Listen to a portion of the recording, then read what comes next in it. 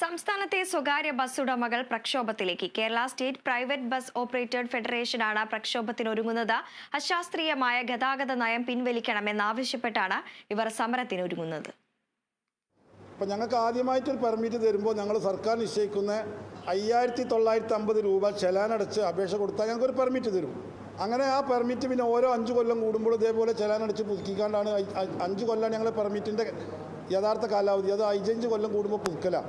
എന്നാൽ ഈ കുറച്ച് കാലമായിട്ട് ഞങ്ങളെ പെർമിറ്റുകൾ ഞങ്ങൾക്ക് പുതുക്കി തരാതെ KSRTCക്ക് ആ പെർമിറ്റ് താല്പര്യം ഉണ്ടെങ്കിൽ അവർക്ക് കൊടുക്കുക. ഇപ്പോൾ ഗവൺമെൻറ് എന്താ ചെയ്യുന്നത്? ഞങ്ങളുടെ ലിമിറ്റഡ് സ്റ്റോപ്പ് ബസ്സുകളൊക്കെ പെർമിറ്റ് പുതുക്കുമ്പോൾ ഞങ്ങൾക്ക് ഓർഡിനറി തരുള്ളൂ. ലിമിറ്റഡ് സ്റ്റോപ്പ് ഇല്ല, ചുവന്ന പെയിൻറ്റ് അടിക്കാൻ പാടില്ല, നീല പെയിൻറ്റ് അടിച്ച് ഓർഡിനറി ഓടണം. ആ പെർമിറ്റ് KSRTCക്ക് മാത്രം.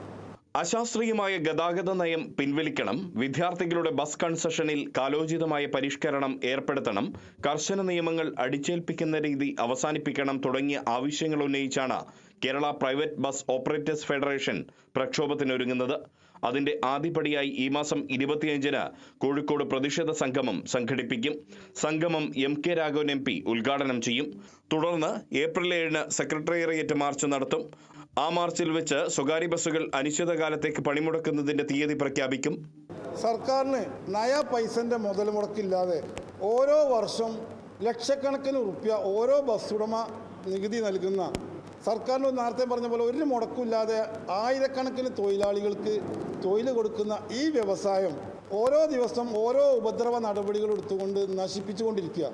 ഞങ്ങൾ ആദ്യം ജനങ്ങളടിയിൽ ഞങ്ങളെ വിഷയം എത്തിക്കാനാണ് ഞങ്ങൾ ആദ്യം 3 മേഖലയിൽ സമ്മേളനം നടത്താൻ തീരുമാനിച്ചത്. പ്രതിഷേധ സംഗമം, ഒരു പ്രതിഷേധ പ്രകടനം, പ്രതിഷേധ സംഗമം. ഇനി 25-ാം തീയതി കോഴിക്കോട് വൈകുന്നേരം 4 മണിക്ക് സ്റ്റേഡിയം ഗ്രൗണ്ടിൻ്റെ ആ ഭാഗത്തു നിന്നൊരു പ്രതിഷേധ പ്രകടനം മുതലക്കുളം മൈതാനിയിലേക്ക് പോയി അവിടെ ഞങ്ങളൊരു പ്രതിഷേധ സംഗമം നടത്തുകയാണ്. ഇവിടെ കോഴിക്കോട് MP MK രാഘവനാണ് അത് ഉദ്ഘാടനം ചെയ്യുന്നത്.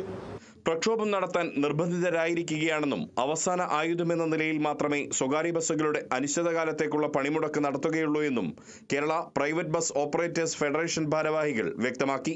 അതിനു മുൻപ് സർക്കാർ ഇടപെട്ട പ്രശ്നം പരിഹരിക്കുമെന്ന പ്രത്യാശയും അവർ പങ്കുവച്ചു. Riyas KMR, Kerala vision news, Kozhikode.